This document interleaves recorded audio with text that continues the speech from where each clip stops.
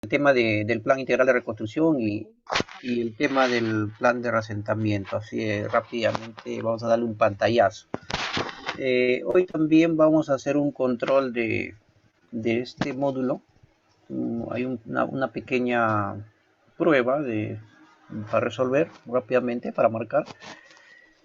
Y bueno, poder, si hay dudas en el transcurso de la clase, poder ir absolviendo. Y bueno, comenzamos con este tema. Ayer hablamos mucho del tema de los tres primeros procesos: estimación, prevención, reducción, y que era necesario también desarrollar los mismos en un proceso de reconstrucción, dado que vamos a reconstruir evitando construir los mismos riesgos sobre que se habían materializado en ese ámbito.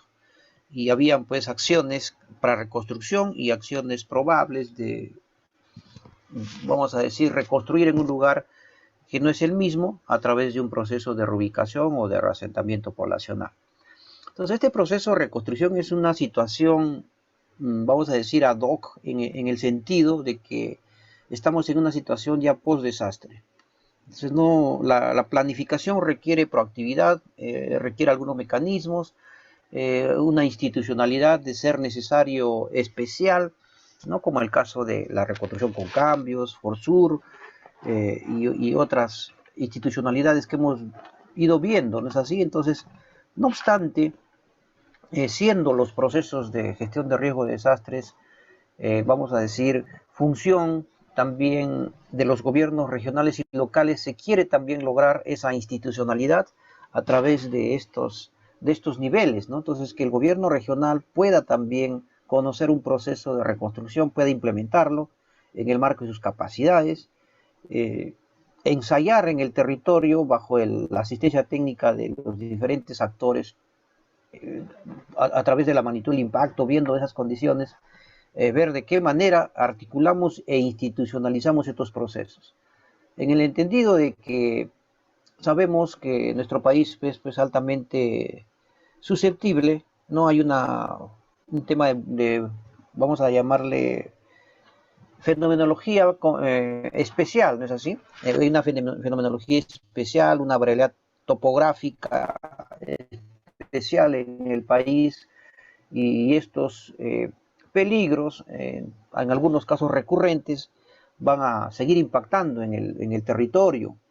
Y en ese entendido también sabemos pues que hay una alta vulnerabilidad de población expuesta, de bajos niveles económicos, ¿no? Sabemos que son los que sufren más ante la materialización de un desastre, en las periferias, en las zonas no planificadas, centros poblados que han crecido sin un control urbano, sin una intervención del gobierno local. Y bueno, tenemos escenarios pues bien marcados, y que es necesario conocer también cómo vamos a actuar, cómo es que tenemos que desarrollar este proceso de reconstrucción bajo un escenario probable de impacto, y conocer las acciones que tenemos que desarrollar, cómo en el momento de operativizar este plan, valga decir, ya debería estar con miradas de qué acciones desarrollar, cómo recoger los inventarios de viviendas, infraestructuras afectadas, número de personas afectadas, fallecidas, etcétera. Todo un proceso sistematizado que permita una recuperación más rápida, ¿no es así? Y podamos estar hablando pues en un proceso de desarrollo hacia la sostenibilidad. En ese sentido, queremos también hablar de este proceso, ¿no es así? El proceso de reconstrucción a través del plan integral del PIR, ¿no es así? Busca pues tres cosas, en principio. La reactivación económica, ¿no? La reactivación económica de la zona afectada, respecto a las condiciones de desarrollo que se vienen dando, en este caso, en ese ámbito afectado. La población, pues, en algunas circunstancias ha perdido todos sus medios de subsistencia por el impacto de estos fenómenos, y requiere todo un proceso de recuperación. Es así, entonces, tenemos un fenómeno que todavía lo seguimos viviendo, ¿no? El COVID-19, que ha dejado muchos impactos en el territorio, ¿no? Y se habla mucho de reactivación económica, ¿no? Pero también hay un tema de recuperación social, En este caso no hay impacto en infraestructura, pero sí hay un impacto en el tema social, en el tema económico. Y en ese sentido hay que trabajar todo un proceso de reconstrucción. Y así podemos ir viendo sobre qué actividades ha impactado el fenómeno, en principio, ¿no? Para poder hacer un proceso de evaluación del impacto y sobre ello hacer el impulso para que estos sectores afectados, ¿no?, puedan también desarrollar estrategias e impulsar nuevamente su desarrollo, ¿no es así? A través de algunas medidas económicas, etcétera, y todo un mecanismo. Y en ese sentido, se trabaja toda una mirada de prospectiva, ¿no? Y en algunos casos también acciones correctivas que van a permitir ir subsanando estos vacíos que nos muestra el desastre, ¿no es así? De que las debilidades o la falta de capacidades que tenemos en ese momento que el desastre se manifiesta y que nos, bueno, prácticamente eh, pone en evidencia, ¿no?, de cómo estamos en capacidades operativas para poder responder ante una situación contingente. La recuperación física también tiene su importancia porque está vinculado a infraestructuras de salud, a infraestructuras de educación, infraestructuras de transportes, comunicaciones, servicios de agua, alcantarillado, desagüe, gas natural, electrificación, edificaciones esenciales, ¿no?, e infraestructura social productiva, y así como las viviendas colapsadas a mediano y largo plazo en las comunidades afectadas. En principio, el Estado va a hacer la recuperación en principio de todo lo que son infraestructuras públicas y servicios básicos. ¿Es así? Y en lo que respecta a las viviendas, se trabaja los bonos habitacionales familiares, eh, sobre todo priorizando poblaciones que tienen pocos recursos, ¿no?, que estén en el tema SISFO, bajo un mecanismo, asignando un bono y algunos requisitos que deben tener, y por situaciones de resiliencia, porque no pueden recuperarse, el Estado da ese impulso. ¿Qué significa esto? Dado que es propiedad privada, el Estado no puede hacer inversión. Entonces, eso también hay que entenderlo en ese sentido, porque no todas las viviendas a veces se pueden reconstruir, porque bajo la evaluación socioeconómica que se hace a la población, hay población pues que tiene los recursos como para poder hacer esa recuperación de manera individual, ¿no? Será beneficiario de algunas estrategias para la reconstrucción, etcétera, pero ya se hace toda una evaluación en el impacto para ver con qué poblaciones se hace la priorización de recuperación. Entonces es importante, ¿no?, que en estos mecanismos de recojo de datos, de diagnóstico, se pueda también tener diferenciado ese tema, para poder llegar en una manera, en principio, a los que están más desamparados, ¿no es así? Porque eh, lo justo es eso, ¿no? Entonces, poder ayudar primero a los más vulnerables, y en ese sentido, pues, se dará el impulso de recuperación. Otro de los temas es la recuperación social. Se requiere todo un fortalecimiento a la población de estas localidades afectadas respecto, pues, a esos impactos que le han quedado, ¿no?, al estrés postraumático o al estrés post-desastre que les queda respecto a situaciones emocionales, emotivas que han sufrido, ¿no?, por la pérdida de un familiar, por la pérdida quizás de un miembro de su cuerpo, un brazo, una pierna, etcétera, o quizás las dos piernas, no sé, situaciones que lo han dejado pues prácticamente en una situación emotiva compleja, con, vamos a decir, con la salud mental debilitada, ¿no? Entonces lo han perdido todo, han perdido casa, inversiones, a veces se pierde familiares, hijos, etcétera, ¿no? Entonces todo eso queda en una situación de, vamos, en el subconsciente de la persona. Si hay personas, ciudadanos que no lo manifiestan, ¿no?, lo guardan. No obstante, eso genera pues todo un proceso depresivo, etcétera, y hay vamos a decir, un retroceso en su desarrollo. Entonces, eso es también un componente importante que hay que trabajar en esta situación a fin de poder desarrollar esta situación de esperanza, ¿no?, de la población a recuperarse, a poder mirar a futuro y poder reinsertarse nuevamente en el desarrollo. Entonces a veces se pierde esa esperanza al ver que todo lo has perdido, ¿no es así? No tienes nada, te has quedado con lo que has podido salir corriendo quizás para evacuar porque las viviendas se caían, etcétera, y te encuentras pues prácticamente en una situación de poder reiniciar de nada. Y eso pues genera todo un proceso.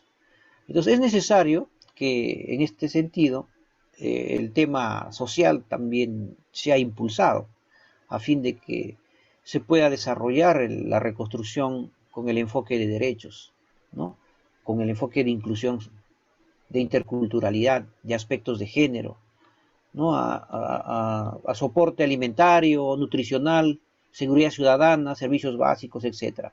Entonces sabemos pues que a veces en los albergues hay situaciones complejas, los más vulnerables son los niños, niñas y adolescentes, no sufren diferentes tipos de peligros ya sociales, ¿no? Vinculados a violaciones, etcétera, ¿no? Entonces, esos temas también es importante tomar en cuenta, ¿no?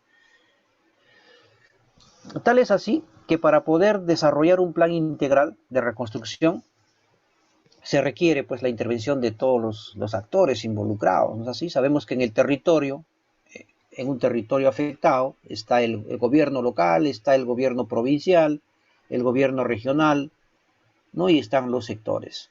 Los gobiernos regionales elaboran, ¿no? El estudio de, vamos a decir, la evaluación del impacto de la emergencia o del desastre.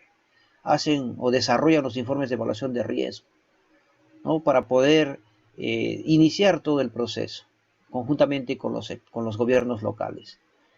En el tema de los sectores, cada sector tiene una competencia en específico, ¿no? El Ministerio de Vivienda tiene pues competencias en el tema de saneamiento, en el tema de política de vivienda, bonos habitacionales, módulos temporales para poder restablecer, como su propio nombre dice, de manera temporal el tema de las viviendas.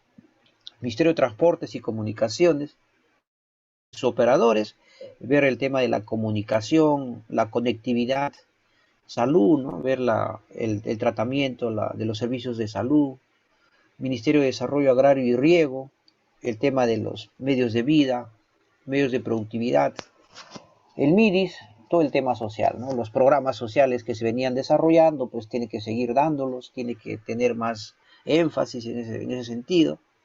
El Ministerio de Trabajo y Promoción del Empleo, también con el programa Trabaja Perú, genera empleos temporales para poder reimpulsar algunas acciones económicas en el tema. Ministerio de Cultura para ver el tema de patrimonio y otras acciones vinculadas a su competencia. Educación para la continuidad del servicio educativo. El Ministerio de Educación para el tema de seguridad ciudadana, ¿no? La prestancia a la seguridad ciudadana conjuntamente con la población, organizar a la población para la seguridad ciudadana. Ministerio de Energía y Minas para el tema de electrificación. Ministerio del Ambiente para ver temas de infraestructura natural, temas de residuos sólidos, manejos de excretas y otros temas que van vinculados a la política ambiental. Ministerio de la Mujer y Poblaciones Vulnerables, ¿no? Este ministerio también hace el acompañamiento en todo el proceso de recuperación social.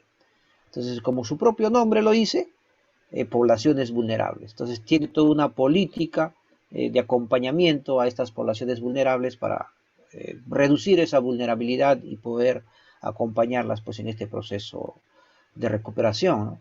El Ministerio de Comercio Exterior y Turismo, Ministerio de Producción, entes técnicos privados, entidades académicas, el sector empresarial, organismos de cooperación. Entonces, hay toda una, vamos a decir, una arquitectura que tiene que ser debidamente organizada y liderada por alguien. Entonces, desde ahí vamos a partir. A CENEPRED le corresponde el acompañamiento y asistencia técnica en el proceso de la reconstrucción. Brinda la asistencia técnica a este conjunto de actores para que puedan aterrizar en principio en un plan, ¿no? Sobre la base de un diagnóstico, sobre la base de toda la generación de datos para hacer la prospectiva. La Presidencia del Consejo de Ministros también contribuye en el tema del esquema institucional, en la estrategia financiera, las acciones de coordinación y articulación desde el nivel nacional. Entonces, en ese sentido, esta articulación requiere, ¿no?, de que los grupos de trabajo de gestión de riesgo de desastres de los sectores, de los gobiernos regionales y gobiernos locales puedan hacer una concordancia en un espacio único. Y a ese se le denomina el grupo de trabajo de la reconstrucción regional o grupo de trabajo de la reconstrucción multisectorial. Entonces, dependiendo del impacto del fenómeno, de esta magnitud del impacto, de las capacidades técnicas, operativas, administrativas que tengan, en este caso el gobierno regional, en principio, ¿no?, para poder definir esa institucionalidad. De manera que se puedan, pues, desarrollar el plan de acuerdo a las clasificaciones que tenemos. Hay una clasificación del plan integral de alcance de nivel nacional. Entonces, si es un plan de alcance de nivel nacional, puede ser un sector, puede ser multisectorial, ¿no es así? O prácticamente desarrollado por una institucionalidad ad hoc, ¿no?, como el caso de la reconstrucción, con cambios, ¿no? De ser necesario, el Estado verá, pues, a través del CONAGER, definirá que si se crea o no se crea una autoridad o se hacen algunas acciones. Entonces, todo un tema de gestión y de análisis que también a ese nivel se hace. En el nivel regional, el gobierno regional asume con sus capacidades técnicas operativas el desarrollo del PIR de reconstrucción de ámbito regional, el PIR integral o el plan integral de reconstrucción de nivel regional. Y en el nivel local, la provincia o distrito hace lo propio. Entonces, vamos a decir que los tres niveles de gobierno pueden desarrollar un PIR. ¿Es así? ¿Por qué le llamamos plan integral de reconstrucción? Porque sabemos, pues, que en el territorio hay diferentes competencias compartidas con los sectores, con entidades especializadas, órganos públicos descentralizados que tienen algunas competencias exclusivas o compartidas con el gobierno local en el territorio, y de esa manera se puede hacer todo el proceso. Tal es así que todas las entidades que son miembros del SINAGER deben elaborar su respectivo plan integral de reconstrucción, deben tener ese plan, de acuerdo a su división política administrativa, en función a las necesidades establecidas y a los recursos disponibles. ¿No es así? Entonces, ese es el sentido de que se manejen los 7 procesos y con esa mirada. Como indicábamos, si el alcance de la reconstrucción es de nivel nacional, el Consejo Nacional de Gestión de Riesgo de Desastres, en este caso liderada por el presidente de la República, ¿no?, y con la asesoría de la Presidencia del Consejo de Ministros como órgano técnico del SINAGER, definirá, ¿no?, si este nivel nacional es solamente de un sector, es multisectorial o se crea un organismo ad hoc para que pueda conducir el proceso, ¿no? O como les indicaba, ¿no? Si es un plan multisectorial, liderará, pues, la Presidencia del Consejo de Ministros, hará todo el conjunto de acciones que se requieren para su, en principio, aprobación de ese plan y luego la implementación y seguimiento del mismo. En el nivel regional le corresponde al gobierno regional. En el nivel local a la provincia o al distrito. Como ya dijimos, va a estar en función a sus capacidades técnicas operativas, a sus capacidades financieras, etc. ¿Así? Entonces, bajo esa mirada, esta situación y perspectiva de la gestión de riesgo de desastres va a requerir, pues, que se apliquen todos los principios subsidiarios del Estado, de gradualidad, de autoayuda, entre otros principios que permitan esta concordancia de acciones para poder desarrollar un plan único en beneficio de la población afectada, ¿sí? Este plan tiene una estructura básica recomendada en el lineamiento de reconstrucción. Hay todo un contenido introductorio sobre lo que se quiere lograr, la base legal y normativa que la sustenta, el diagnóstico sobre la base de los insumos establecidos en el numeral 663 del lineamiento. ¿De qué insumos estamos hablando? Estamos hablando de las evaluaciones de riesgo, de la evaluación del impacto del fenómeno y de estudios socioeconómicos en puntual que se hagan a los ámbitos afectados. Entonces, de esa manera ya vamos desarrollando el diagnóstico.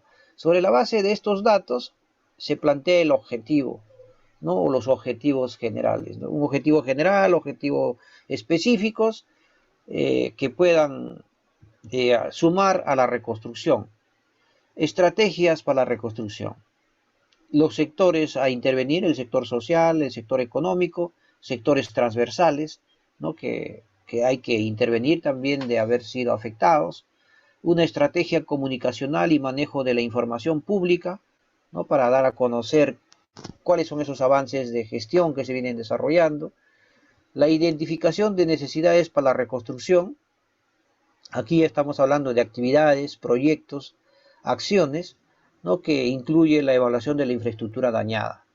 Estudio costo-beneficio, priorización de intervenciones, evaluación de capacidad de financiamiento y la implementación del plan integral de reconstrucción. Necesito un proceso. Identificación de actividades y proyectos y acciones programadas, seguimiento y evaluación, elaboración de indicadores de seguimiento y evaluación, las referencias bibliográficas y los anexos que se requieran para poder darle operatividad a ese plan integral de reconstrucción. Glosario de términos, mapas temáticos, cuadro de entidades que participan y otros anexos específicos que se hayan dado en el proceso de la formulación. Se desarrolla todo un proceso metodológico para poder iniciar, en este caso, el diagnóstico. Hay una acción previa de planificación y organización, ¿no? Como indicábamos, hay que trabajar de manera conjunta con el grupo de gestión de riesgos del gobierno regional, ¿no? Para garantizar la voluntad política para elaborar este plan. Como indicábamos, este no es un plan solamente de gestión de riesgos o de la Oficina de Gestión de Riesgos. Es un plan de todo el gobierno regional, de todas las oficinas, de todas las gerencias, de todos los órganos de línea que necesitan colaborar para que se pueda consolidar desde el diagnóstico los objetivos, los proyectos, las actividades para poder hacer la reconstrucción. Entonces, en ese sentido, quien debe dar es el grupo de trabajo de gestión de riesgos del gobierno regional. Debe dar también la garantía para que se pueda establecer el grupo de trabajo para la reconstrucción regional, donde ya se va a constituir este grupo de trabajo con la participación de autoridades de las provincias, de los gobiernos locales que han sido afectados, y así determinar ese ámbito de reconstrucción, los espacios geográficos donde se van a intervenir, la identificación de estos actores involucrados, cuáles son su participación, qué sectores o qué programas sectoriales requerimos para poder iniciar acciones de recuperación o reconstrucción.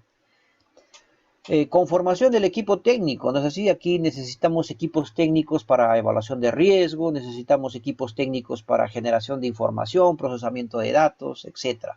Estos equipos técnicos tienen que estar reconocidos, ¿no? Y integrados por profesionales, ¿no?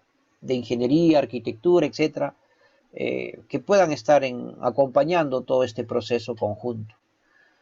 Y elaborar un plan de trabajo respecto a estas acciones que vamos a desarrollar.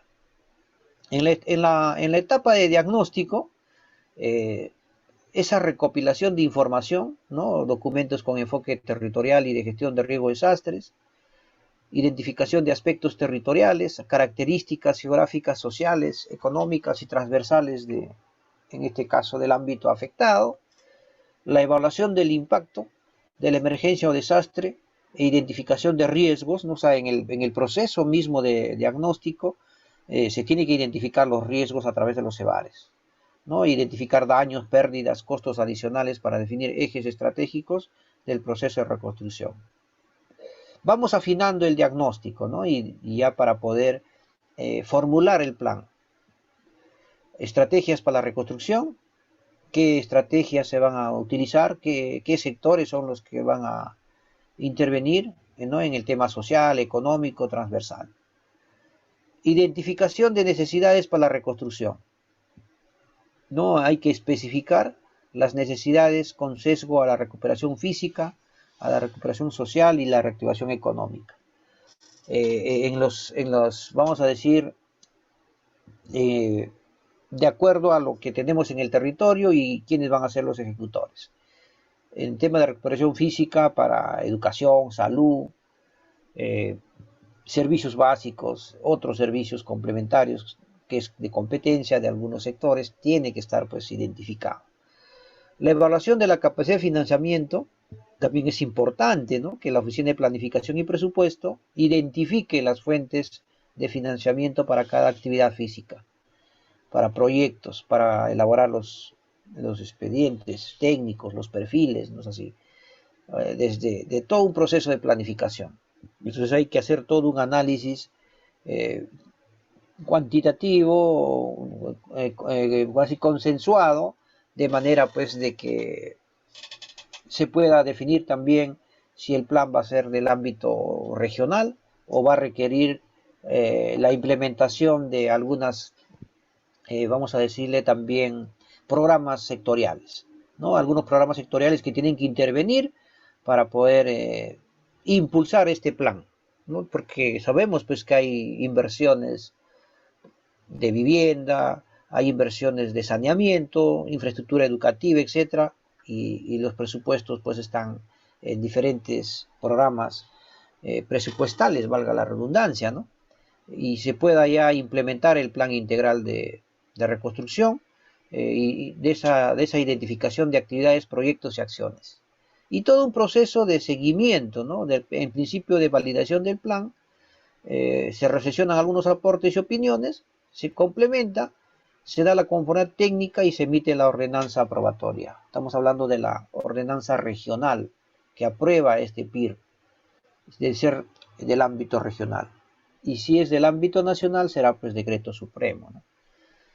La difusión del plan, sensibilización a la población y su publicación, seguimiento, ¿no? Identificar logros o acciones correctivas, evaluación del PIR, identificar resultados a partir de indicadores establecidos. Entonces, ese es un pantallazo de cómo es que vamos a ir trabajando este PIR.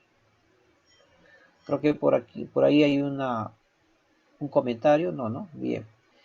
Entonces, en la etapa de diagnóstico, ya recogemos, ¿de dónde recogemos estos instrumentos? ¿Quiénes los tienen? ¿No? ¿De dónde salen estos instrumentos técnicos normativos con enfoque de gestión de riesgo? De los gobiernos locales, ¿no es así? Y en algunos casos también del gobierno regional, dependiendo del tipo de insumo, ¿no? Estamos hablando de las evaluaciones de riesgo, de estudios o análisis de riesgos que se han desarrollado en la zona, planes de prevención y reducción de riesgo de desastres, evaluación del impacto de emergencia o desastres, evaluación de daños y análisis de necesidades, el EDAN, los catastros de daños sectoriales, ¿no? El catastro de daños que hace COFOPRI para vivienda, su propio catastro que hace el Ministerio de Salud, el Ministerio de Educación respecto a sus infraestructuras afectadas, y todo un proceso de datos que también se descargan del sistema de información para la gestión de riesgo de desastres del SIGRID. Otra información que esté vinculada a la gestión de riesgos. Instrumentos normativos con enfoque territorial, el plan urbano distrital, el esquema de ordenamiento urbano, el planeamiento integral, catastro urbano o rural. Es importante, ¿no? Que también tener información del catastro, ¿no? Porque esos datos van a permitir o van a agilizar los procesos de evaluación de riesgo. Y con la cartografía a nivel de lote, con algunos datos relevantes, van a permitir operativizar mejor el trabajo. Si no hay información de ese tipo, hay que también planear que tenemos que recoger información a nivel de lote, a nivel de familias, etcétera, para poder ya hacer todo un análisis socioeconómico. El plan de desarrollo local concertado, ¿no? El plan de desarrollo regional concertado, la zonificación ecológica y económica a nivel regional, otros estudios que nos permitan también ir teniendo esa información para el diagnóstico. Datos del ámbito afectado, de ubicación, población, geografía, no aspectos generales estamos hablando, ¿no? La caracterización socioeconómica, física, cultural de estos ámbitos. Como mencionaba, Si ha ocurrido la emergencia o desastre, el plan integral de reconstrucción se desarrollará a partir de los informes de evaluación de los efectos e impacto de emergencia o desastres y los estudios de evaluación de riesgo de las áreas afectadas. Si no ha ocurrido aún el desastre, este PIR puede ser elaborado a partir de una evaluación de riesgos o de un escenario de riesgo según correspondan. Es así, dependiendo la escala que se tenga, se puede también desarrollar a partir de una evaluación de riesgos. Y ya se puede ir planeando previamente la forma de reconstruir más rápido, ¿no es así? Bajo un escenario probable. Bajo la susceptibilidad y bajo la alta vulnerabilidad que puede haber. Entonces, bajo mis capacidades de intervención en prevención y reducción de riesgo, también voy a ver pues qué tipo de riesgo residual voy a tener o riesgos que no he gestionado y me van a dar un escenario mucho más probable de impacto y hay que conocerlo previamente para saber qué cosa vamos a hacer, ¿no? Qué necesidades vamos a tener, y eso quizás ayude a que también se focalice el tema de correctiva, el tema de prospectiva, viendo ese escenario, vamos a decir, muy de alto impacto, se toman otras decisiones ex ante, ¿no? Para poder un poco preparar a la población, eh, para que esté adecuadamente capacitada, sea resiliente ante una situación de desastre, ¿no? Evaluación del impacto, ¿no? En este caso, ¿cuándo se hace? Dice, cuando sobre el ámbito ha ocurrido una emergencia o desastre. ¿Qué hacer? Dice, ¿no? Y cómo hacer. Evaluación de efectos del impacto de la emergencia o desastres. Dice, hay que estimar en costos monetarios los efectos del desastre, ¿no? En los sectores sociales, en los sectores económicos y aspectos transversales. Es decir, determinar ese valor de la destrucción de los activos físicos, los daños, el valor de los cambios en los flujos de producción, de bienes y servicios, esas pérdidas que se dan, valor de las erogaciones requeridas para la producción de bienes y la prestación de servicios, costos adicionales. Entonces, lo que estamos hablando, ¿no? O sea, el fenómeno se manifiesta y no solamente pues genera daños, ¿no? Destruye activos, genera daños. Interrumpe flujos económicos, genera pérdidas.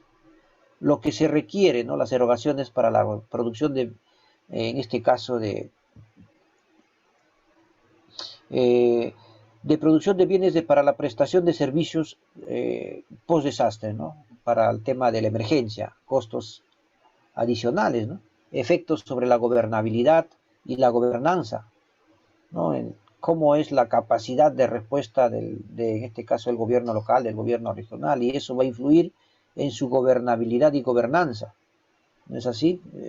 Puede suceder que no puedan manejar nada y se genera todo un caos social, ¿no? O se maneja mal y la gobernanza institucionalidad del gobierno regional puede decaer, y a punto pues de que pidan que se cambie el gobernador, situaciones así complejas que se pueden generar, ¿no es así? Estimar el incremento de los riesgos, ver también que esta zona no se reconstruya sin antes haber hecho una evaluación de riesgo o haber hecho una caracterización del fenómeno que se ha manifestado, y sobre ello pues incorporar acciones de prevención y reducción. Esta evaluación nos sirve, dice, para identificar las acciones prioritarias para la reconstrucción, considerando, entre otras fuentes, la información del EDAN, entre otras fuentes, ¿no? El EDAN nos va a dar, pues, todo lo que son daños, ¿no? De la evaluación de daños y análisis de necesidad. Entonces, no vas a tener los daños, pero el tema de las pérdidas y las erogaciones de gastos para servicios adicionales, eso hay que trabajarlo, pues, con los diferentes sectores. El estudio socioeconómico. Aquí se cuantifica las características de la población, la infraestructura, los flujos, en qué aspectos está desarrollando su actividad la población, agropecuaria, servicios básicos, temas educativos, actividades económicas, todo un catastro o un censo de lo que tenemos en la zona y cómo este ha sido afectado. ¿no? Y de esa manera también poder evaluar las intervenciones para la reactivación económica, ¿no? Porque a través del estudio socioeconómico vamos a ver el impacto a las actividades económicas, ¿no? Y para eso se utilizarán fichas, ¿no? Que van a recoger de manera directa esta data en el campo, ¿no? De algunos aspectos temáticos. Entonces, eso nos va a ayudar a que el órgano ejecutor tome mejores decisiones. Coordinará, pues, en este caso, si es el PIR regional o PIR nacional, se coordinará con el INEI, con el Instituto Nacional de Estadísticas, para que elabore el estudio.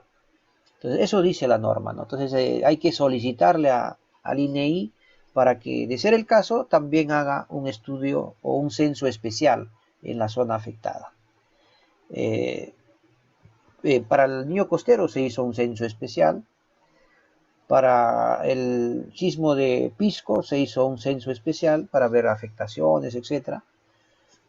En algunos casos particulares de reasentamiento se han hecho censos especiales en coordinación con el INEI, y eso pues ayuda a la mejor toma de decisiones, ¿no? A definir mejor las estrategias a partir de los datos que ya se tienen.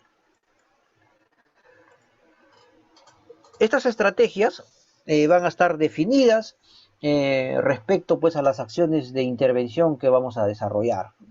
Vamos a tener que ver un planeamiento sobre la base de los datos recogidos, bajo los daños, bajo ese inventario de las infraestructuras, y veremos, ¿no? ¿Con quiénes vamos a trabajar? Con los sectores, ¿no? Con educación hay que restablecer el servicio educativo. La estrategia es que se restablezca ese servicio. El tema de salud, restablecer los servicios de salud. Vivienda, dice, ¿no? Incluye saneamiento, reconstrucción de núcleos urbanos, programas de vivienda adecuados y acondicionados para atender a las familias damnificadas, restablecimiento de servicios básicos de agua potable y alcantarillado. Cultura, reconstrucción del patrimonio cultural, asistencia y protección social, restablecimiento del servicio de asistencia y protección social, seguridad y defensa nacional, restablecer el servicio de seguridad y defensa nacional. En una situación de desastre, sabemos pues que empiezan los saqueos, hay vandalismo, llega la ayuda humanitaria y a veces no ni siquiera ingresa a la zona, el camión termina pues siendo vaciado antes que ingrese a los damnificados, ¿no? Hay que tener todo un sistema de seguridad, de resguardo. En el tema agropecuario, restablecer los servicios productivos agropecuarios, ¿no? Hay todo un tema, ¿no? Reconstruir el servicio de infraestructura de riego, etcétera. Pesca, restablecimiento productivo pesquero, ¿no? Si la pesca ha sido afectada, hay que hacer todo un trabajo, ¿no? Especial. Ahora, con el caso del derrame de petróleo, tenemos un impacto directo a este sistema productivo pesquero, ¿no?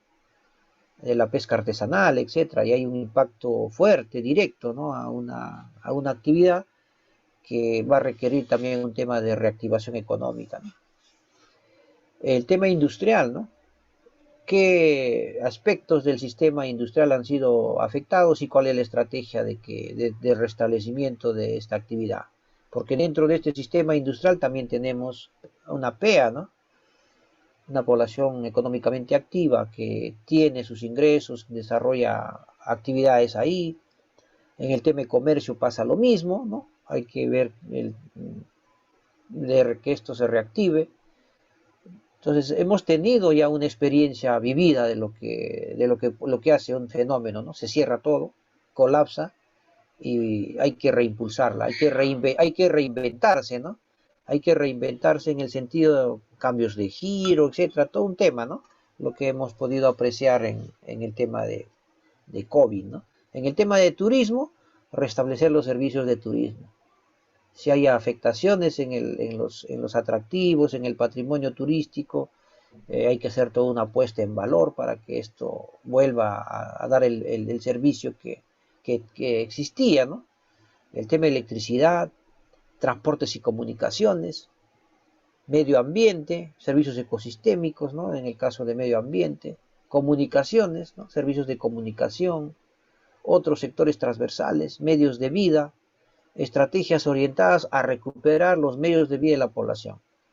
planes de negocio, calificación técnica, promoción de microempresas, ¿no? De micro, pequeñas empresas y emprendimiento, mecanismos de formalización, entre otros, gobernabilidad, fortalecer la capacidad de las entidades gubernamentales, restablecer la operatividad y los recursos humanos con capacidades técnicas de gestión. Miren, todo lo que hay que hacer. Esas son las estrategias que tenemos que identificar y priorizar. Gestión del riesgo de desastres, ¿no? Implementar medidas para la reducción del riesgo de desastres y prevención de nuevos riesgos. El enfoque de género, el enfoque de interculturalidad, tiene que estar dentro de estas estrategias de formulación. Identificar las necesidades para la reconstrucción. Entonces, de acuerdo al tema de reactivación, sea económica, social, física, se desarrollará pues se identificará esa necesidad, ¿no? Hay que identificar estas acciones, estas actividades o proyectos que van a ir a estos tres componentes de recuperación. Entonces hay que definir esa necesidad, qué actividad se va a hacer, a qué va vinculado, quiénes son los responsables y el plazo de ejecución por cada actividad, ¿no? Y eso nos va a permitir el diagnóstico, ¿no? Sobre esta base. Evaluaciones de la capacidad de financiamiento. Como mencionaba, ante una situación de desastre y de reconstrucción, hay que ver los mecanismos de financiamiento, ¿no? De dónde va a salir esa capacidad de financiamiento, ¿no? Como indica, se realiza para determinar la capacidad que tiene el gobierno nacional, el gobierno regional o local para asumir los costos que se determinen para ejecutar el PIR, el Plan Integral de Reconstrucción. Esta evaluación es pertinente para analizar las fuentes de financiamiento, dice, ¿no? La capacidad de ejecución de gasto y la priorización de los proyectos en el desarrollo del PIR. Si ustedes mal no se acuerdan, de repente hacen un recordaris rápido del tema del Ño Costero, los gobiernos regionales no tenían capacidad de poder ejecutar ningún proyecto, al punto de que todos los proyectos fueron concentrados en la autoridad de reconstrucción. Entonces también la autoridad de reconstrucción prácticamente abarcó todo, pero no podía tampoco ejecutarlo solo y tuvo que empezar a hacer estrategias de fortalecimiento institucional, fortalecimiento en el tema de ejecución con los gobiernos regionales de Piura, de Lambayeque, ¿no? De La Libertad, etcétera, para que se puedan dar, para que ellos puedan también ser ejecutores. Entonces, sobre esa base, ¿no? Sobre esa base empieza todo un proceso de análisis, ¿no? Para ver quiénes son los ejecutores, cómo se va a priorizar estos temas. Y lo que ya no se puede en el interior sale al tema internacional, ¿no? Vamos a decir en el aspecto de país a país. G2G, ¿no? En la estrategia G2G, donde ya pues hay soluciones integrales como planes integrales de prevención y reducción de riesgo, algunos sectores también lo ejecutan, etcétera, ¿no? Y ahí vemos todo ese mecanismo. Y ahí es donde se ve los presupuestos, ¿no? La 068, la 014, estos programas presupuestales que están también financiando alguna actividad, ¿no? Algún proyecto que esté en cartera, entonces se priorizará. Adelante, ¿sí? En la 014, 104, Inge. Aquí, esta es Sí, la 104. 104. Sí. Claro, es la 104. Sí, no te preocupes. Lo vamos a corregir. Siempre hay errores, ¿no? Gracias. La 104. Muy bien. Entonces, de esa manera, ¿no? Ahí vamos a ver de dónde van a salir estos presupuestos, ¿no? Entonces, esa evaluación de la capacidad de financiamiento es importante, poder identificarla, ¿no? ¿Y quiénes son los responsables, ¿no? de estos programas presupuestales?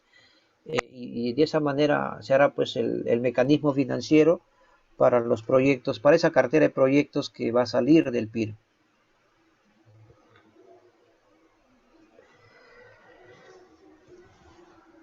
Ya aquí en el punto ya de implementación, o sea, para a implementar acciones, ¿no? Una vez identificadas las necesidades de reconstrucción de actividades y proyectos, sobre la base de la estructura del plan,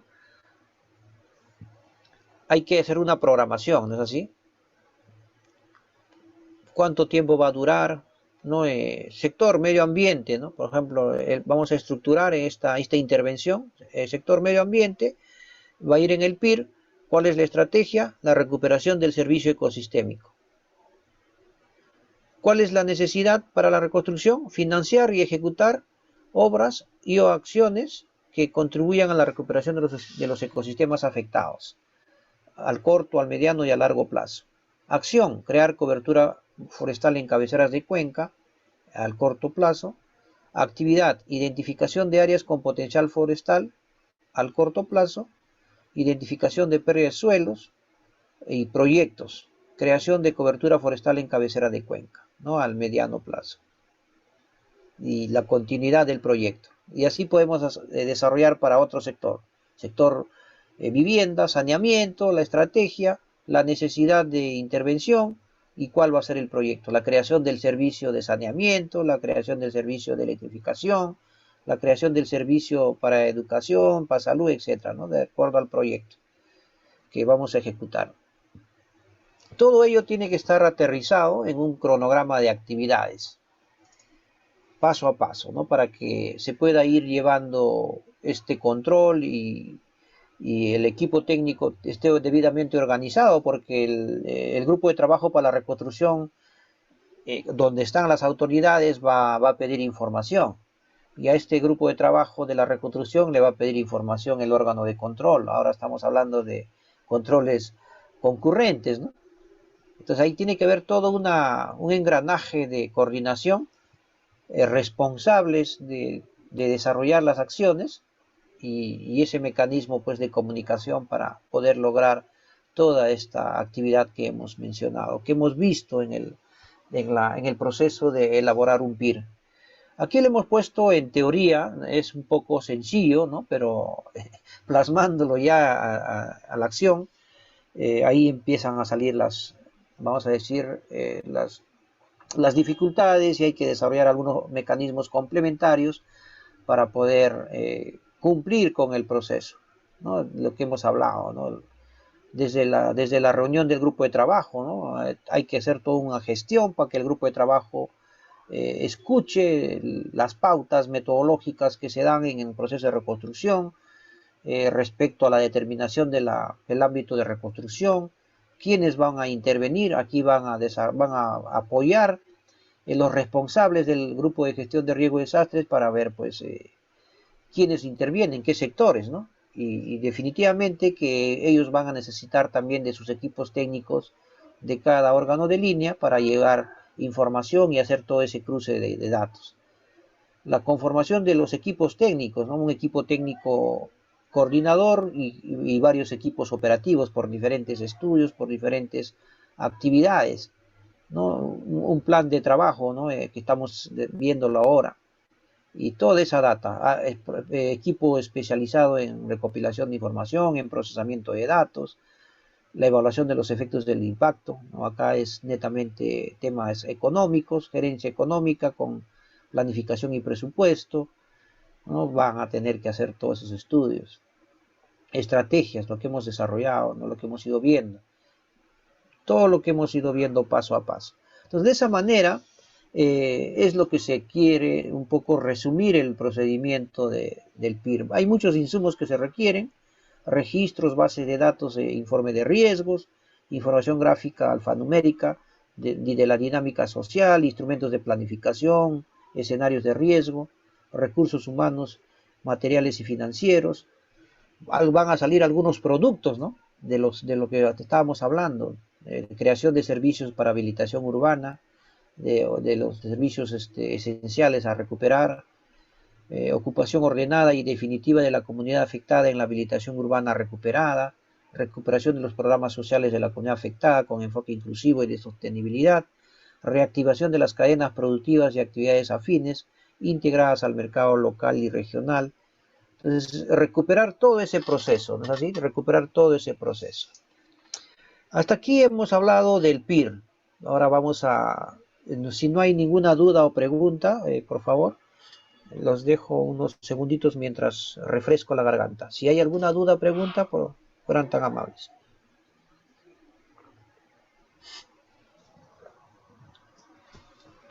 ¿Hay alguna duda, pregunta de lo que hablamos respecto al PIR? Como ustedes pueden observar, ayer hablamos de los subprocesos, ¿no? Entonces, en los subprocesos te habla en grueso de todo lo que tienes que hacer.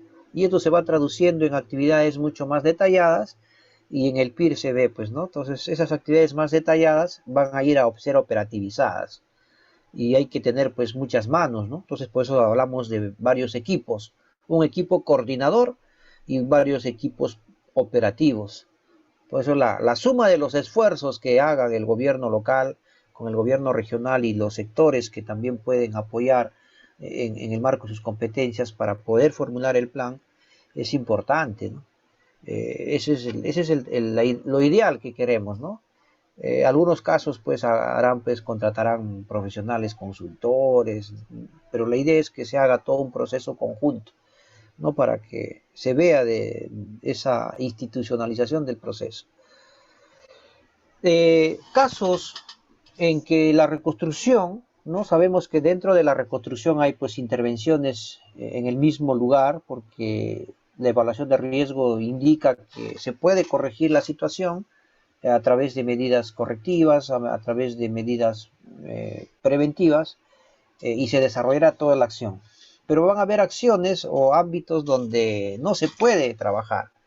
El riesgo no se puede mitigar o el peligro es muy alto y no hay medida de reducción o la medida de reducción es demasiado costosa, muy onerosa, que amerita pues desarrollar una habilitación urbana en un lugar con mejores condiciones de seguridad física, etc. Y para eso pues ya estaríamos hablando de un proceso de reasentamiento poblacional. Aquí vamos a resumir rápidamente un pantallazo del plan de reasentamiento poblacional. Esto también es un proceso amplio, ¿no? Que está regulado por la ley 29869, ¿no? La ley para reasentamiento poblacional de zonas de muy alto riesgo no mitigable. Esta ley del año 2013 declara de necesidad pública interés nacional, el reasentamiento de todas estas personas que estén ubicadas en zonas de muy alto riesgo no mitigable. ¿Qué implica entonces en ese sentido lo que establece esta ley?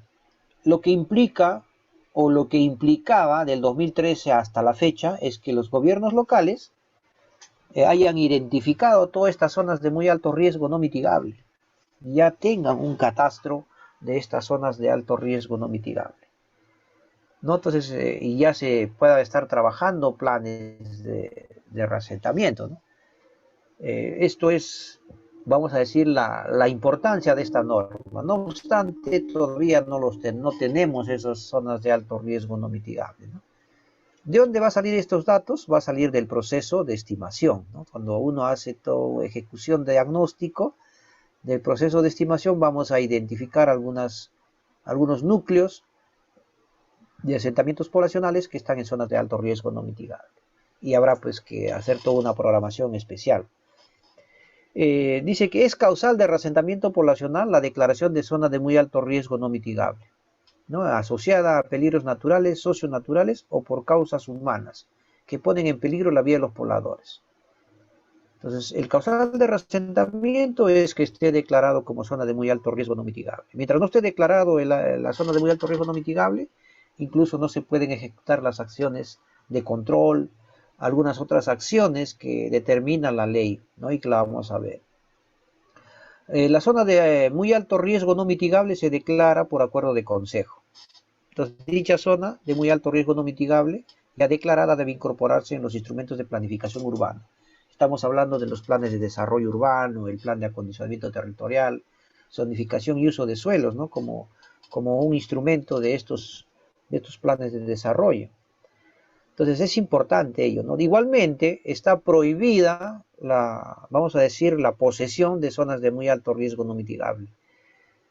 carece de valor jurídico las transferencias de derechos en zonas de muy alto riesgo no mitigable.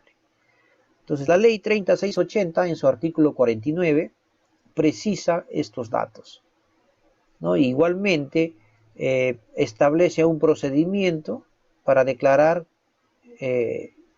intangible para fines de vivienda estas zonas de muy alto riesgo no mitigable y se inscriban en los registros públicos y estas sean administradas por la SBN o por el gobierno regional que tiene las competencias delegadas.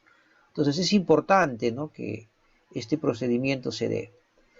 Entonces aquí también es bueno resaltar que los reasentamientos poblacionales se inician luego de que las autoridades competentes hayan estudiado las alternativas viables para evitarlo. ¿Qué significa ello? Que hecha la evaluación de riesgos, identificado los niveles de riesgo, hay que analizar todas las alternativas viables para evitar que se den. Entonces ustedes pueden imaginarse la cantidad de reasentamientos poblacionales que se pueden dar en el país. Somos algo de 1876 distritos. Solamente hablemos de 2 centros poblados por cada distrito, ¿no?, por decir, ¿no? Y vamos a tener pues un gran número de centros poblados que hay que reasentar. Por tanto, hay que agotar todas las alternativas para reducir esos riesgos identificados.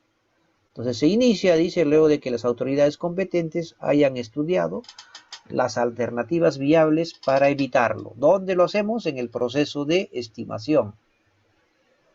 El Estado adopta las medidas necesarias para reducir el número de pobladores a reasentar, así como sus efectos adversos. Entonces, hay que minimizar la cantidad de personas a reasentar. Ayer comentábamos que son situaciones complejas en que vas a trasladar familias, ¿no?, que tienen arraigo, que han vivido siempre, y lo propio, a través de las alternativas de reducción de riesgo, etcétera, hay que evitar los reasentamientos poblacionales. Hay que sensibilizar a los pobladores para que participen de manera organizada y conjunta con el Estado en esta planificación del reasentamiento, ¿no?, porque la planificación va a involucrar, en principio, que ellos tomen conciencia de que están ocupando de manera irregular o están ocupando en una situación no planificada una zona con condiciones de riesgo no mitigable. Tienen que asumir compromisos en el proceso a fin de alcanzar los resultados, ¿no? El compromiso de la permuta, de entrega del terreno, de no retornar al mismo.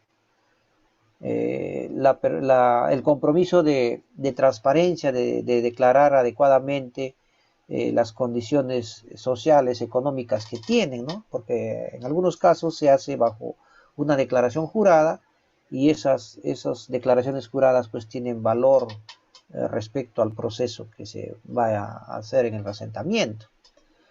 Dice que se ejecuta cuando se emite norma que lo autoriza, sustentada únicamente en los causales establecidas por la ley. Entonces, el causal para ser reasentado o para el reasentamiento poblacional es que esté declarado como de alto riesgo no mitigable. Eso dice la norma. Dice, los pobladores reciben ayuda del gobierno local competente para el traslado al lugar del reasentamiento poblacional, ¿no?, el que presta especial atención a las necesidades de los grupos en condiciones de pobreza, dice, ¿no? Se presta especial atención a las necesidades de los grupos en condiciones de pobreza. Estos grupos en condiciones de pobreza a veces no tienen ni siquiera cómo trasladar sus cosas, ¿no?, o sus pocas cosas que tienen en la zona de alto riesgo no mitigable. Entonces el Estado tiene que apoyarlos. A diferencia de otra población que sí tiene condiciones, que puede contratar el carro, quizás tiene un camión, etcétera, y carga su camión o carga su carro y se va a otro lugar. O quizás tiene propiedad en otro lugar. Y eso también es todo un análisis que hay que hacer. Dice, el gobierno regional puede colaborar con el traslado. En principio estamos hablando de los gobiernos locales que tienen que desarrollar estos temas. La autoridad competente a la fecha es la municipalidad provincial, ¿no?, en coordinación con la distrital. Pero la autoridad competente para declarar el alto riesgo no mitigable es la municipalidad provincial, en el actual reglamento que se ha aprobado. Dice, en la zona de acogida se elaboran los instrumentos de planificación y control que permitan su ocupación y crecimiento ordenado, respetando los aspectos culturales de los ámbitos rurales y urbanos según las normas vigentes. Entonces, bajo ese análisis del ámbito de reasentamiento poblacional, hay que desarrollar los instrumentos de planificación. Si vamos a desarrollar una habilitación urbana, tendremos que ver el instrumento de zonificación, ¿no? Si va a ser un esquema urbano, un planeamiento integral, el control que debe hacerse al ámbito, a la zona de acogida, para que permita la ocupación, involucra la evaluación de riesgo que se hace, en la cual se puede identificar algunas zonas de riesgo y si estos son mitigables, incorporar las medidas de reducción. El crecimiento ordenado, planificado, en el marco del Reglamento Nacional de Edificaciones, con una, vamos a decir, un desarrollo de proyectos de habilitación urbana que respete las secciones viales, los aportes públicos, etcétera, ¿no es así? Estamos planificando nuevamente el desarrollo de una nueva ciudad, de un nuevo asentamiento humano, de un centro poblado. Los aspectos culturales hay que respetarlos, ¿no? Hay algunos aspectos culturales de que se vive pues con los animales, con los chanchitos, etcétera, esos ya no se respetan, ¿no? Entonces, por condiciones de manejo ambiental, etcétera, se separan actividades pecuarias de la actividad, vamos a decir, de la zona de vivienda. Se hace una planificación especial para el tema de parcelación, etcétera, y donde pueden desarrollar también su crianza de animales pecuarios, etcétera, ¿no? Entonces, bajo esos aspectos de ámbito rural, urbano que se requiere, ¿no? Entonces, en concordancia a las normas. Esas son las garantías que la norma establece. El reasentamiento poblacional está actualmente se desarrolla en 3 etapas. Una primera etapa, que es el sustento y aprobación del reasentamiento, ¿no? Dentro de esta primera etapa de sustento y aprobación del reasentamiento, hay actividades que desarrollar, el estudio técnico, que es una actividad de varios informes.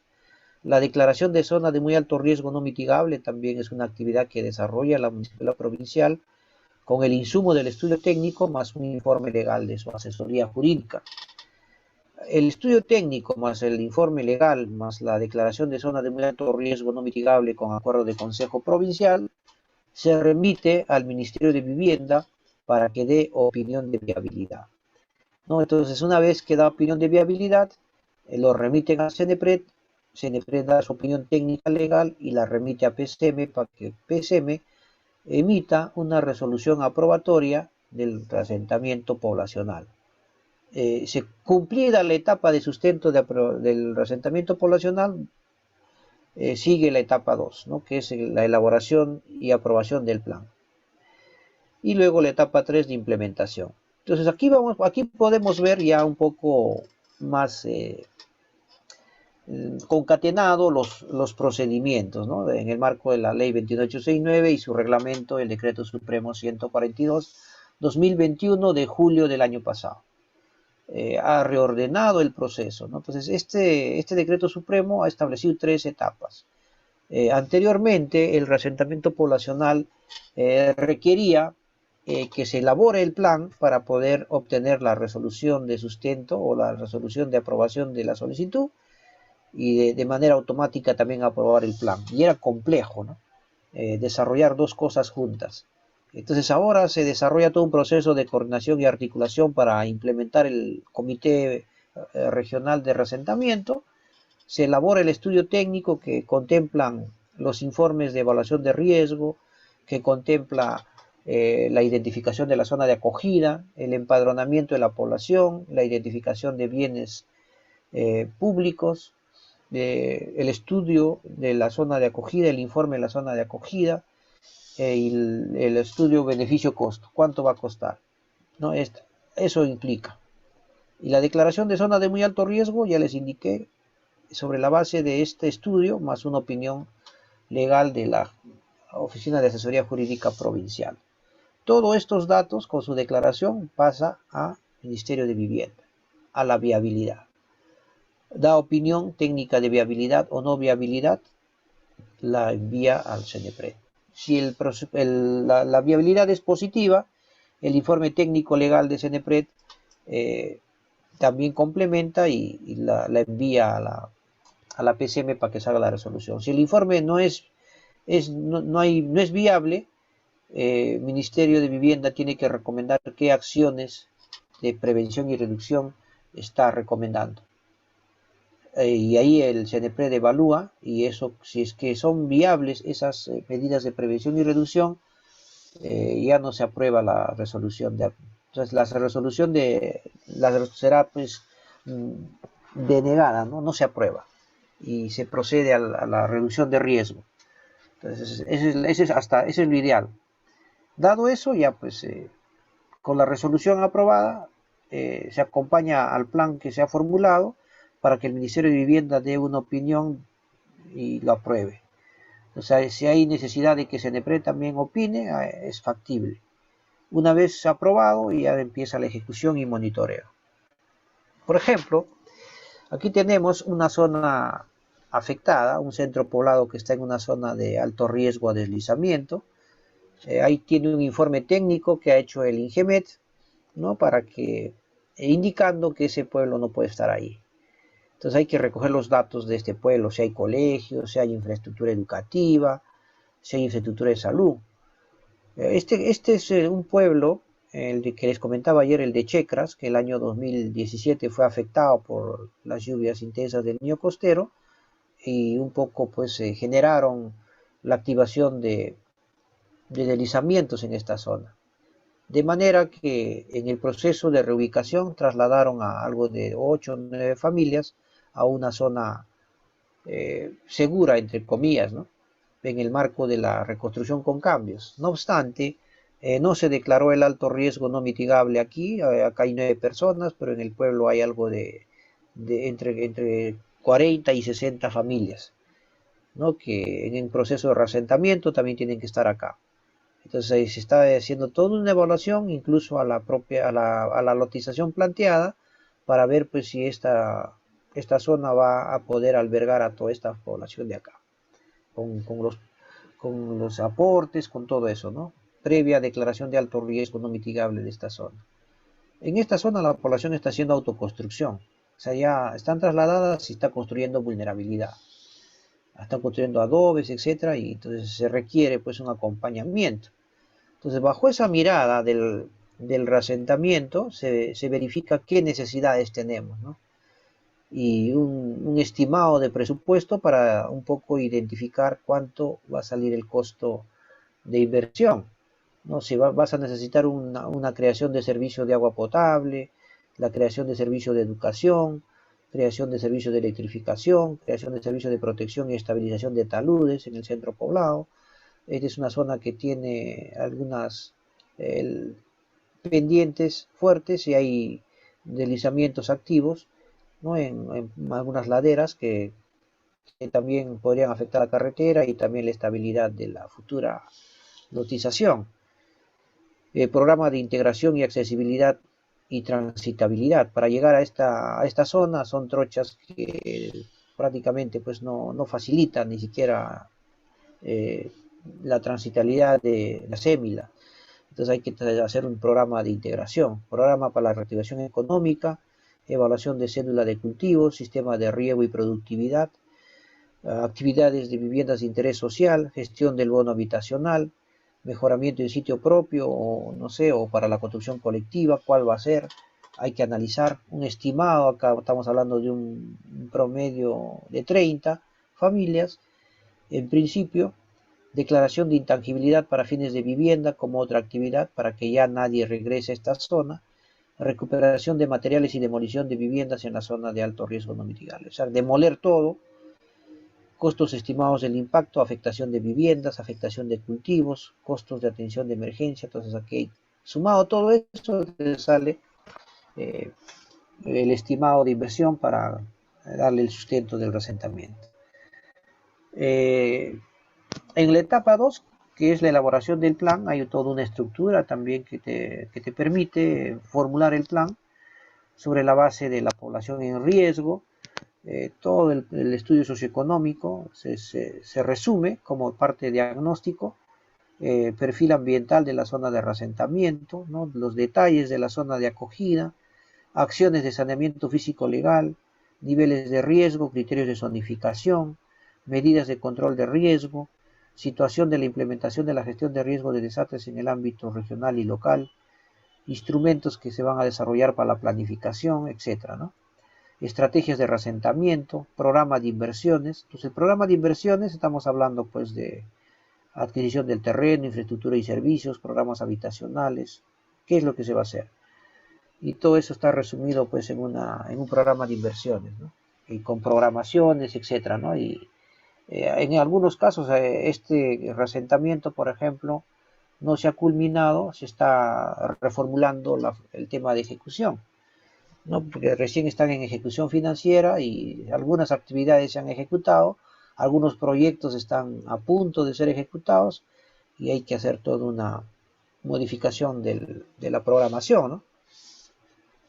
Entonces, de esa manera, ¿no? Este es el programa de inversiones y también podemos ver pues, algunas acciones de ejecución, ¿no? Hay nivelación del terreno, apertura de calles, puesta de la primera piedra, ¿no? Conjuntamente con programas de A Trabajar Perú, construcción del Palacio Municipal, construcción de infraestructura educativa, etcétera, ¿no? Entonces se va empezando a reconstruir en una zona ya pues debidamente planificada, ¿no? Entonces lo óptimo sería tener la habilitación urbana, pistas, veredas, con agua, desagüe, etcétera, ya para poder trasladar a la población a una zona con condiciones de seguridad, ¿no?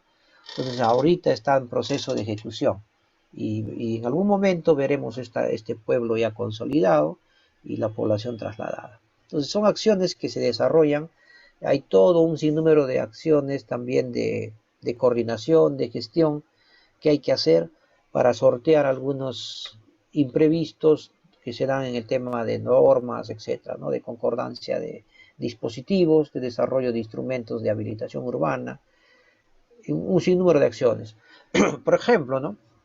En el tema de saneamiento de la propiedad, la municipalidad provincial tiene la competencia de sanear la propiedad e inscribir el plan de trazado de lotización a través de, como si fuera un ProMovie o como si fuera una habilitación urbana informal, lo podría inscribir y logra inscribir el plano perimétrico y también puede inscribir el PTL, ¿no? Eso también ha sido un mecanismo que se ha querido utilizar, no obstante, la norma del reasentamiento poblacional señala que hay que desarrollarlo en el marco del acondicionamiento territorial. Estamos hablando del RADDUS, estamos hablando de la ley 29090, del Reglamento Nacional de Edificaciones, y en caso particular de Puerto Prado, un caso de Satipo, también está el tema de la reconstrucción, que también exige que se desarrolle en el marco del RADDUS y en el marco de la ley 29090, ¿no? Así lo establece la ley 30556 y su reglamento. Entonces, todo eso, esos dispositivos hacen pues que un poco se alargue el proceso. Y ese estrés, vamos a decir, ese estrés procedimental, ese estrés de gestión, de trámite, ¿no? Que se desarrolla a veces un poco que hace que los profesionales no quieran proseguir con la solución, ¿no? Desisten a veces, ¿no? Pero entonces ahí para eso están los equipos de apoyo, ¿no? De las diferentes instituciones, ¿no? Para ir un poco abreviando estos pasos, ¿no? Abreviando todos estos imprevistos que se puedan presentar, algunos estudios técnicos complementarios a desarrollar para que tenga los sustentos técnico-legales el municipio provincial, distrital y el gobierno regional, ¿no? Para que puedan darse ya a ejecución el plan. Bien, eso es un poco lo que hemos querido compartir. Ahora vamos a pasarles el link de de la evaluación de este módulo, ¿no? Y si hubiera alguna pregunta, algunos minutos para ir resolviendo mientras le paso el link de, en este caso, del examen, ¿no? Y ya poder ir cerrando nuestra sesión. Ahora vamos a ver dónde está.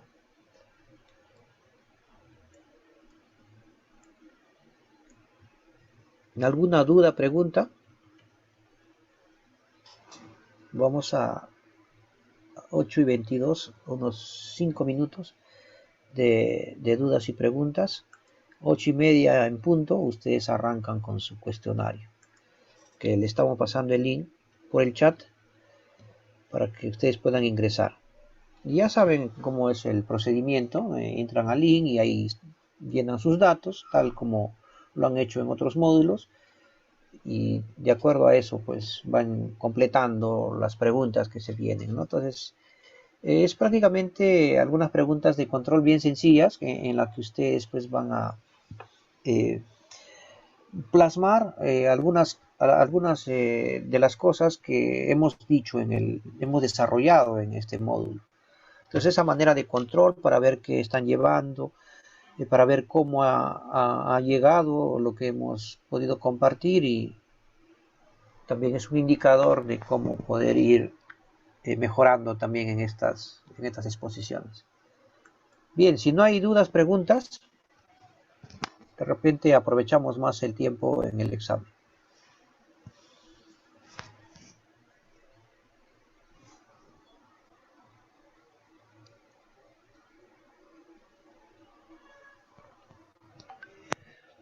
Inge, Sí, adelante, Santos.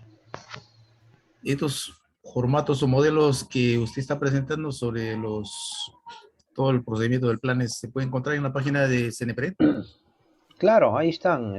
Uno puede ingresar al SIGRID y ahí están los planes. Sobre todo hay 3 planes aprobados, ¿no? Hay el plan de Puerto Prado, está el plan de la Sacilia y el plan de Aipena. Están colgados ya.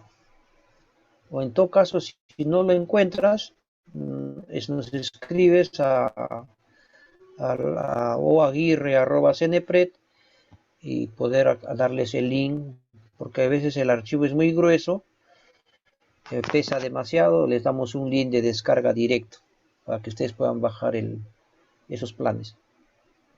¿Cómo dijo su correo, doctor? Inge? O IR. O Aguirre van a disculpar el cherry, ¿no? @cenepred.gov.pe. Ya eso es, disculpen, ¿no? Pero ya de manera formal, ¿no? Para que lo puedan remitir. Ya, muchas gracias, Inge. Vamos para servirlos. ¿Alguna pregunta adicional? Si no, ya para que ustedes puedan ir resolviendo su... Adelante, Benigno. Benigno Quispe Pedraza. Adelante. ¿Alguna duda, pregunta? Tienes la mano levantada.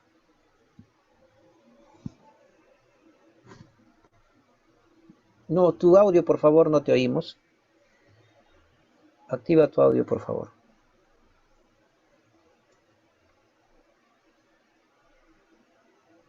Estás con el audio apagado. Vamos a ver si te podemos activar el audio.